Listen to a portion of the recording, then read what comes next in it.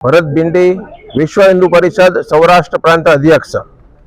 આજે બંગાળમાં જે કંઈ હિન્દુઓ પર અત્યાચાર થઈ રહ્યા છે એના વિરોધમાં વિશ્વ હિન્દુ પરિષદ બજરંગ દળે એક કાર્યક્રમ આપ્યો છે। મમતા બેનર્જીની સરકાર છે એને ત્યાં ગવર્મેન્ટ રાષ્ટ્રપતિ શાસન લાદે એવી અમારી માંગ છે। જો આ ટાઈપના અત્યાચારો ફરી પણ થશે તો વિશ્વ હિન્દુ પરિષદ અને બજરંગ દળ ચૂપ નહીં રહે તો આક્રમક પગલાં લેશે, ત્યાં સુધી પણ અમે જઈ શકશું।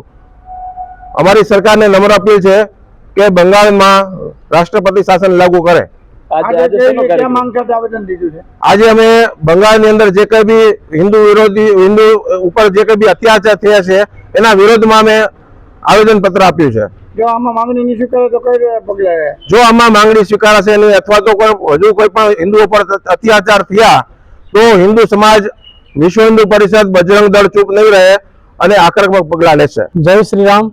જયેશ ખેસવાણી, વિશ્વ હિન્દુ પરિષદ જુનાગઢ મહાનગર મંત્રી।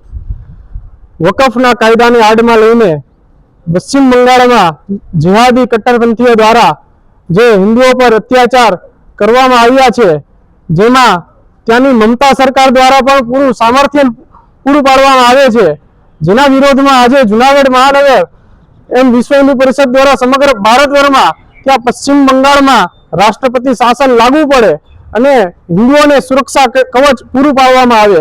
જો ત્યાં સરકાર ત્યાં હિન્દુઓને સુરક્ષા કવચ પૂરું નહીં પાડે તો વિશ્વ હિન્દુ પરિષદની યુવા પાંખ બજરંગ દળ સમગ્ર ભારતભરમાંથી ત્યાં હિન્દુઓને રક્ષા પૂરી પાડશે અને હિન્દુઓ પર અત્યાચાર જે થઈ રહ્યા છે એ એક પણ અત્યાચાર સહન નહીં કરે। મિત્રો, આવા જ વિડીયો અને શોર્ટ્સ જોવા માટે આજે જ અમારી ન્યૂઝ રૂમ યુટ્યુબ ચેનલને સબસ્ક્રાઇબ કરો।